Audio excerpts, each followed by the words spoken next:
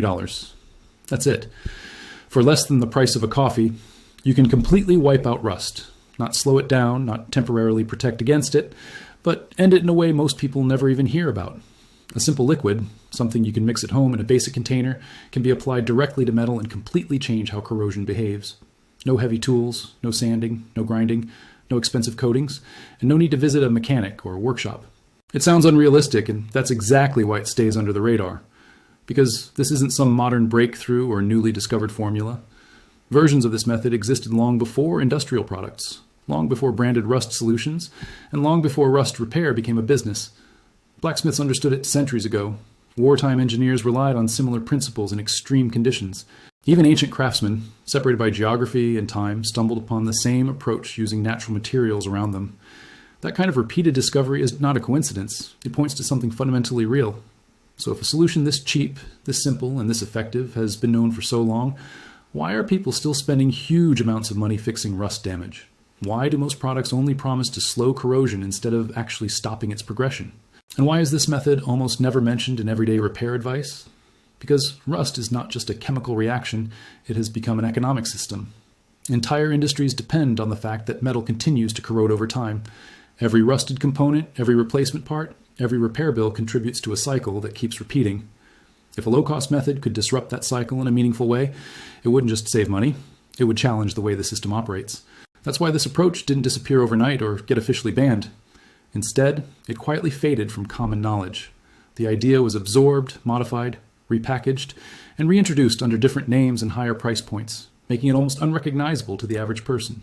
The core chemistry remained the same, but the awareness around it changed. So in this video, we're going to break it all down step by step. What this substance actually is, how it interacts with rust at a chemical level, and how something so simple managed to stay hidden in plain sight for so long. Because once you understand this process, you'll start seeing rust very differently. To understand how this actually works, we need to go far back in time. Long before factories, long before modern repair products, and long before rust became a billion-dollar industry. Ancient craftsmen were already dealing with metal corrosion, but they didn't have laboratories or branded solutions. What they had was careful observation. In early workshops, leather workers used to soak animal hides in dark mixtures made from crushed bark, leaves, and plant extracts to make the material stronger and more water-resistant. But something unexpected kept happening in those vats. Whenever iron tools accidentally fell into these mixtures, they didn't come out the same. Instead of rusting quickly like usual, they developed a dark surface layer and seemed to resist further corrosion. At first, this looked like a coincidence, but it kept repeating itself. Tools that would normally rust within days lasted much longer.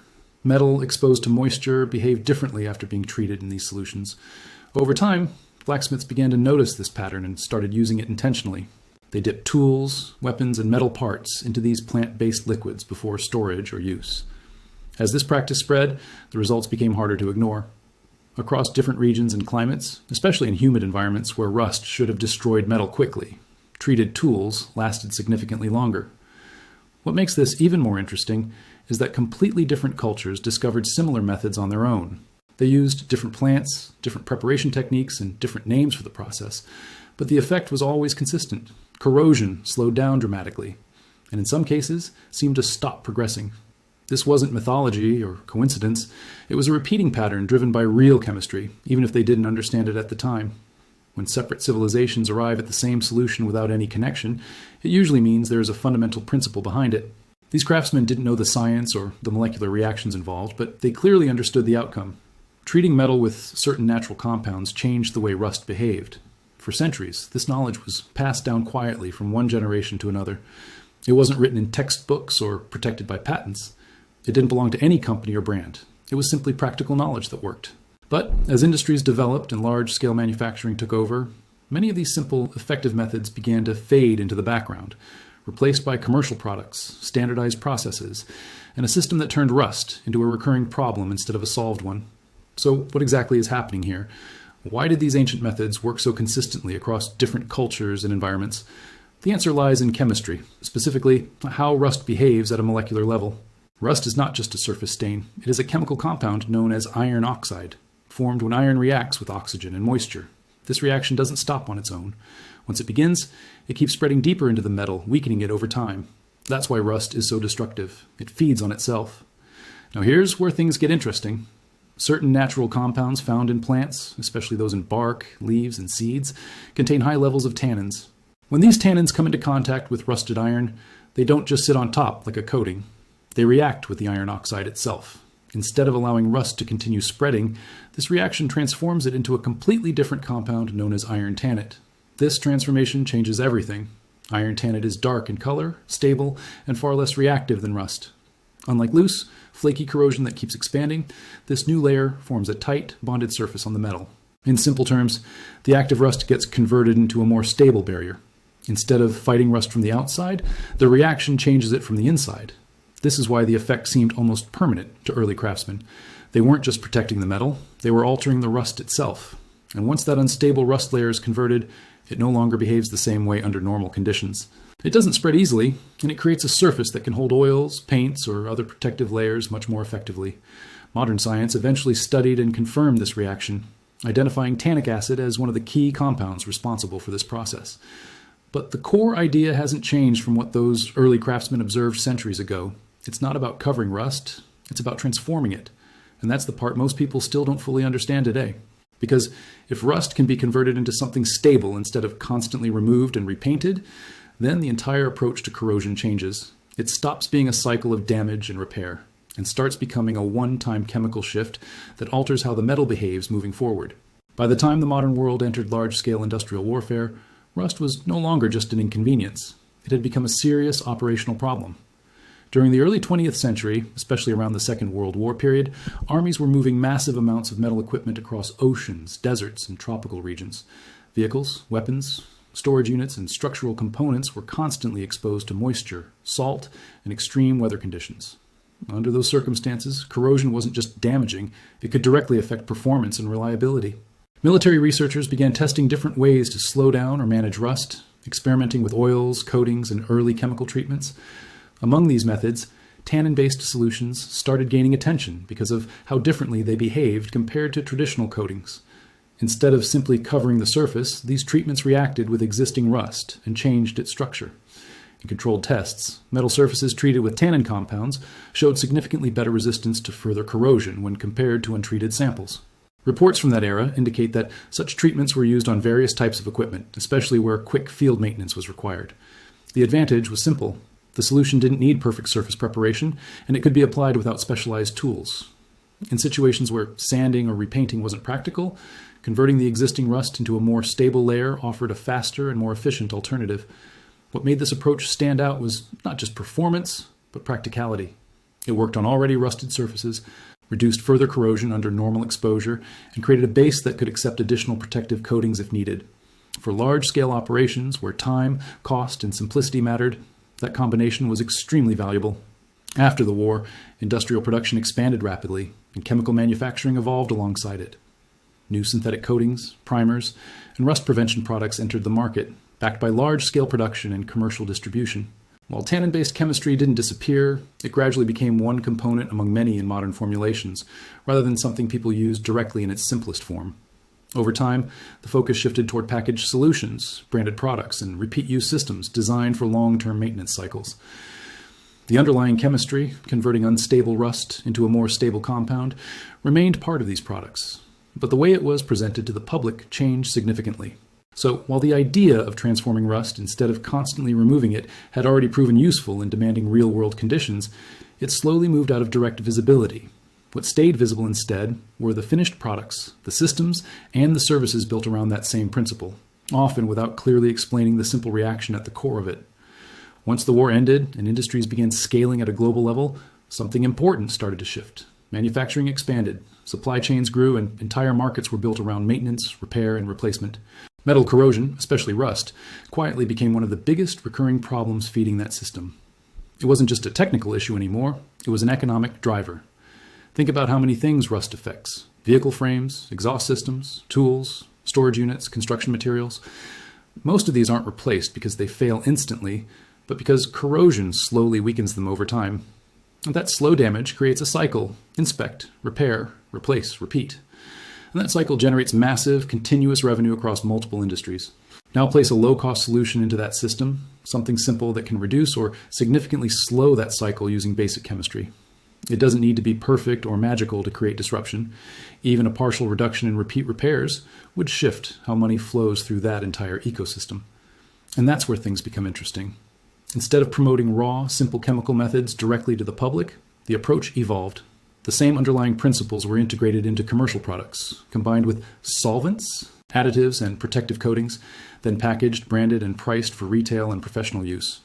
What people see today on store shelves are often complete systems designed for convenience, consistency, and scalability. Over time, the focus moved away from explaining the basic reaction itself and toward selling finished solutions. Terms became more technical, labels became more complex, and the simplicity of the original process became less visible. For most people, rust treatment turned into something that required specialized products, repeated applications, or professional service. But if you look closely at many modern rust converters and primers, the core idea hasn't actually changed. They still rely on the same type of chemical interaction, converting unstable rust into a more stable form before applying a protective layer on top. The difference is not in the fundamental reaction, but in how it's delivered, marketed, and maintained. So what we're really looking at isn't a completely lost discovery, and it's not something that vanished entirely. It's a shift in visibility. A simple concept that once stood on its own became part of a larger system, one that most people interact with without ever seeing the basic chemistry behind it. And once you recognize that, the entire idea of rust treatment starts to look different. It's no longer just about buying the next product or scheduling the next repair. It becomes about understanding what's actually happening to the metal and realizing that the solution has been there all along, just presented in a very different way. Now that you understand the idea behind it, the actual process is surprisingly simple. You don't need expensive tools or specialized equipment, just a basic setup and a bit of preparation. The goal here is not to completely remove every trace of rust, but to stabilize what's already there and prevent it from spreading further. Start by preparing the surface. If the metal has loose, flaky rust, gently remove it using a wire brush, sandpaper, or even coarse steel wool. You're not trying to make the surface perfectly clean or shiny, just getting rid of the unstable, powdery layer so the treatment can work more effectively. Once that's done, wipe off any dust or debris so the surface is ready. Next comes the solution itself. Tannin-based rust converters are available in different forms, but the core idea remains the same, a liquid that can react with existing rust. When applied evenly over the affected area using a brush, cloth, or spray, the solution begins interacting with the iron oxide almost immediately. Within minutes, you may notice the color starting to change, usually shifting from a reddish-brown tone to a darker shade. That visual change is a sign that the reaction is taking place. After application, the surface should be left to dry naturally. Depending on temperature and humidity, this can take a few hours. As it dries, the converted layer forms a more stable base on the metal. For better results, a second coat can be applied once the first one is settled, especially on areas with heavier corrosion. At this stage, the metal is not only stabilized but also better prepared to receive additional protection. This is where a top layer becomes important. Paint, oil, wax, or other protective coatings can be applied over the treated surface to seal it from moisture and oxygen. This combination, the conversion of existing rust followed by a protective layer, creates a much more durable result than simply covering untreated corrosion. The entire process doesn't require advanced skills, and it can be done on a wide range of items, from tools and equipment to larger metal surfaces. The key is consistency, proper surface preparation, even application, and allowing enough time for the reaction and drying to occur. What makes this approach effective is not complexity, but how it changes the role of rust itself. Instead of constantly fighting to remove it completely, the process works by transforming and stabilizing it, then locking it in place with an added layer of protection. And once you understand that, maintaining metal becomes a lot less complicated than it first appears. So does this actually work in real-world conditions, or is it just another theory that sounds good on paper? The answer is a bit more grounded, and that's what makes it powerful. When this method is applied correctly, it doesn't magically make metal indestructible, but it can significantly slow down how rust progresses and make surfaces much easier to protect over time. Treated areas tend to remain more stable compared to untreated sections, especially when followed up with a proper protective coating. If you compare two similar metal surfaces, one left exposed and the other treated using this conversion approach, you'll usually notice a clear difference over time.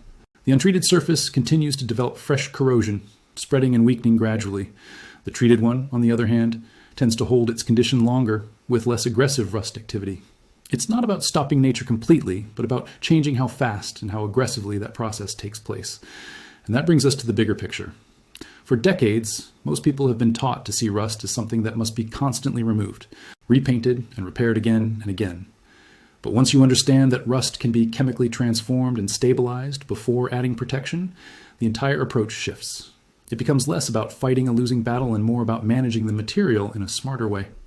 This isn't hidden magic or forbidden formula.